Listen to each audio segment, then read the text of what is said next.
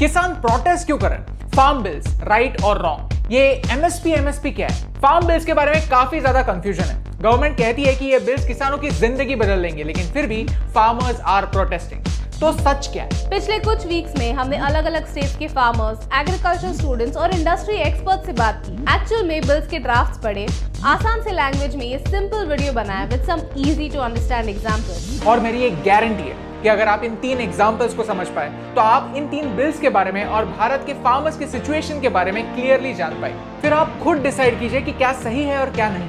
Spoiler alert, अगर आपने आपके पॉलिटिकल इंटरेस्ट के हिसाब से पहले ही डिसाइड कर लिया है कि ये सही है या नहीं, then this video is not for you। क्योंकि असली सच बेस्ट केस सिनेरियो और वर्स्ट केस सिनेरियो के बीच कहीं होता है और वहां तक सिर्फ कुछ ही सेंसिबल लोग पहुंच पाते हैं। तो अगर आपको ये वीडियो समझ आता है, ये इशू इंपॉर्टेंट लगता है, तो प्लीज इस वीडियो को आपके फ्रेंड्स के साथ शेयर कीजिए। इंडिया के इंपॉर्टेंट इश्यूज आप तक पहुंचाना हमारा मिशन है। हमें सपोर्ट करने के लिए हमारे YouTube चैनल को सब्सक्राइब कीजिए और इस बेल आइकन को प्रेस कीजिए। सबसे पहली बात, किसान गरीब क्यों? क्योंकि हमारे किसान प्राइस टेकर्स हैं। इनपुट्स यानी seeds, fertilisers, pesticides farmers retail price पर खरीदते हैं और अपना प्रोड्यूस होलसेल प्राइस पर बेचते हैं। और इन दोनों जगह किसान प्राइस मेकर्स नहीं, प्राइस टेकर्स होते हैं। I will explain. भारत के 70% किसान छोटे किसान हैं। छोटा लैंड यानी कम फसल यानी कम बार्गेनिंग पावर। आफ्टर 1947 जमींदारी सिस्टम अबॉलिश हुआ और फार्म लैंड छोटे छोटे हिस्सों में बढ़ गया। मजदूर उन छोटे छोटे फार्मलैंड्स के मालिक बन गए, लेकिन उनके पास बार्गेनिंग पावर नहीं थी और ट्रेडर्स इसी चीज का फायदा लेते थे। पहले उन्हें लोन देते थे और हार्वेस्ट सीजन के बाद उनसे कम दामों में वही फसल वापस लेते थे। किसान गरीब रहता था क्योंकि उसे अपनी फसल का सही दाम नहीं मिलता था। तो सही प्राइस क्या है, ये कौन डिसाइड करेगा? इसलिए 1960s में जब पूरे देश में ग्रीन रेवोल्यूशन हो रहा था, तब आ गए एपीएमसीज यानी मंडीज, जिन्होंने फार्म प्रोड्यूस को रेगुलेट करना स्टार्ट किया। उन्होंने कहा आपसे प्रोड्यूस हम लेंगे, बाकी कोई भी आपसे डायरेक्टली खरीद नहीं पाएगा और हम ट्रेडर्स को एक लाइसेंस और एक जगह देंगे जहां पे वो ट्रेड कर पाएंगे। आइडिया तो अच्छा है, क्योंकि पहले वाले सिस्टम से मंडी बेटर है। मंडी में अलग अलग ट्रेडर्स होते हैं जो फार्मर के साथ नेगोशिएट करते हैं और फिर रेट डिसाइड करते हैं। कोई 20 पर, कोई 22 पर, कोई 25 पर। फार्मर्स को ऑप्शंस मिलते हैं। तो चलो आज एक ऐसे ही मंडी में चलते हैं। ये एक टिपिकल मंडी है जहां पर प्राइस नेगोशिएशन हो रहा है, प्राइस डिसाइड हो रहा है। क्या आप गेस कर सकते हैं कि इन सारे लोगों में से किसान कौन है? एक बार देख लीजिए, कोई भी नहीं, क्योंकि प्राइस किसान कहाँ डिसाइड करता है? प्राइस तो ट्रेडर्स डिसाइड करते हैं। किसान आज भी मंडी में प्राइस टेकर है, प्राइस मेकर नहीं। ट्रेडर्स ने सोचा कि हे, क्यों ना हम सब लोग एक ही प्राइस कोट करें। तो आज का प्राइस है 22 रुपए। सब लोग सेम प्राइस बता रहे हैं, तो किसान एक प्राइस टेकर ही बन गया। This Mandi system is not perfect. पूरे भारत में कुछ 7000 के आसपास मंडीज है। मेघालय के स्टेट में 11000 किलोमीटर के लिए सिर्फ एक मंडी। नेशनल फार्मर्स कमीशन ने कहा था कि मंडी सिस्टम सक्सेसफुल होने के लिए हर 5 किलोमीटर में एक मंडी होना जरूरी है। एज अ रिजल्ट भारत के टोटल प्रोड्यूस में से 40% से भी कम प्रोड्यूस मंडीज में बिकता है। छोटे फार्मर्स तो मंडी तक का ट्रांसपोर्ट भी अफोर्ड नहीं कर सकते। ये फार्मर्स अपने ही विलेज में अनलाइसेंस्ड ट्रेडर्स को अपना प्रोड्यूस बेचते हैं, वो जो प्राइस बोले उस प्राइस पे। एज अ रिजल्ट आज 4 में से 3 फार्मर्स फार्मिंग छोड़ने की सोच रहे हैं, क्योंकि एक मार्केट में एक अच्छे बायर की जरूरत है जो किसान को एक सही दाम दे। अब बात करते हैं रिफॉर्म्स के बारे में। फार्म बिल्स यानी कि 3 बिल्स हैं। चलो इन 3 बिल्स के कॉन्सेप्ट्स हम 3 एग्जांपल्स के साथ समझते हैं।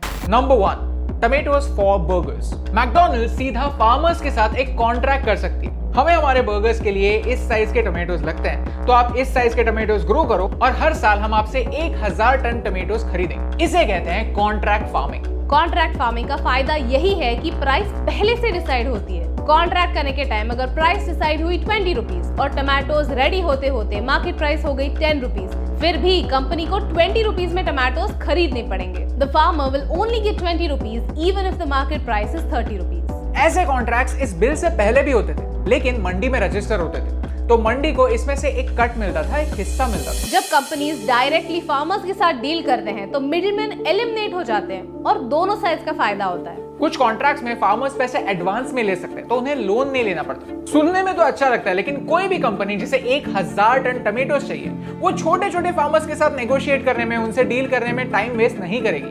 तो छोटे फार्मर्स के लिए ये ऐसी अपॉर्चुनिटी है जो उनके पहुंच से बाहर। ओके, तो प्रोटेस्ट क्यों? Because a company is powerful. उनके पास लीगल टीम होती है कॉन्ट्रैक्ट्स वन साइडेड बनाने के लिए, फाइनेंशियल एनालिस्ट होते हैं सही प्राइस डिसाइड करने के लिए, और बाद में किसी कंपनी ने अपने ही कॉन्ट्रैक्ट्स को ऑनर नहीं किया तो फिर से फार्मर के एक्सप्लॉइट होने के चांसेस हैं। लेकिन इसका सोल्यूशन है।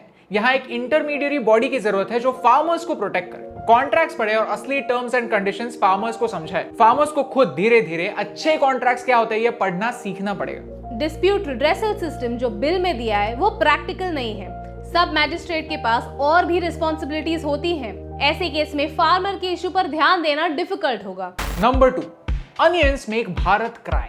अनियन एक कमाल की चीज है। कभी कभी अनियन प्राइसेस 100 रुपए भी क्रॉस कर जाते हैं और कभी हम ऐसे वीडियोस देखते हैं जब कोई किसान अपने अनियंस 8 रुपए में बेच कर आ रहा है। ये दोनों तरफा प्रॉब्लम इसलिए है क्योंकि ट्रेडर्स ज्यादा स्टॉक होने पर अनियंस को फ्यूचर के लिए स्टोर नहीं कर सकते। देखिए, अनियन एक एसेंशियल कमोडिटी है जिसे स्टॉक करने पर लिमिट्स है। ये लिमिट्स क्रॉस करने पर आपको जेल हो सकती है। तो गवर्नमेंट ऐसे एसेंशियल कमोडिटीज की लिस्ट बनाती है। कोविड के टाइम पर मास्क, हैंड सैनिटाइजर जैसी चीजों को भी एसेंशियल आइटम्स माना गया था और उनके होर्डिंग और प्राइस को रेगुलेट किया गया। ये लिमिट कंप्लीटली वैलिड था क्योंकि उस टाइम पे सप्लाई बहुत कम था और डिमांड अचानक से बहुत ज्यादा।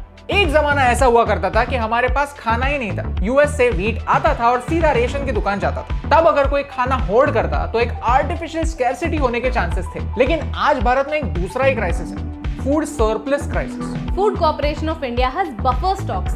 जरूरत से ज्यादा खाना है, गोडाउन में पड़ा है। 30 lakh tons of sugar, 221 lakh tons of rice, 478 lakh tons of wheat. आज सिचुएशन उल्टी है, लेकिन फिर भी लोग भूखे हैं because food is mismanaged. Cold storage और वेयर हाउसेस में कोई भी ट्रेडर या कोई प्राइवेट कंपनी इन्वेस्ट ही क्यों करे जब कई सारी चीजें स्टोर करना ही इलीगल है। इस वजह से हमारे देश में कुछ इंफ्रास्ट्रक्चर की कमी है और ये सिचुएशन बदलने की जरूरत है। उसके लिए स्टोरेज करने के लिए कुछ इंसेंटिव्स देने की जरूरत है। इस अमेंडमेंट ने इन सारी चीजों का स्टॉकिंग लिमिट हटा दिया है। अगर हॉर्टिकल्चर आइटम्स में प्राइस डबल हुआ और फूड ग्रेन्स में 1.5 गुना, तो ये स्टॉक लिमिट्स वापस आ जाएंगे। तो प्रोटेस्ट क्यों? क्योंकि होर्डिंग अभी भी एक लेजिटिमेट कंसर्न है।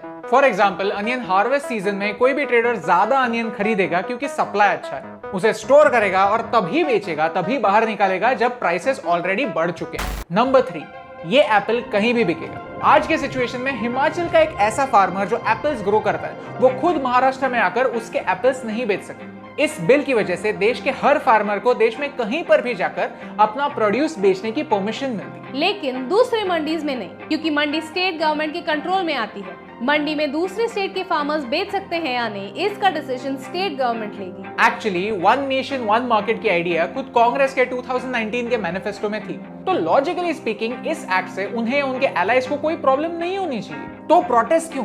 मंडी में फार्मर्स को टैक्स लगता है जो बाहर बेचने पर नहीं लगेगा। तो नेचुरली कॉर्पोरेट्स को और फार्मर्स को दोनों को मंडी के बाहर ट्रेड करने में फायदा है। इस एडवांटेज की वजह से मंडीज का इंपॉर्टेंस और स्टेट्स को उनसे मिलने वाला टैक्स इन फ्यूचर कम होने के चांसेस है। नया लॉ किसी भी पैन कार्ड होल्डर को ट्रेडर बनने की परमिशन देता है, whereas मंडी में ट्रेडर बनने के लिए कंडीशंस होते हैं। ट्रेडर्स की एक लाइसेंस होती है। मंडी में बाय लॉ किसानों को 1 दिन के अंदर अंदर पेमेंट करना ही पड़ता है, but according to this new law mandi के बाहर होने वाले ट्रेड्स को 3 दिन का क्रेडिट मिलता है।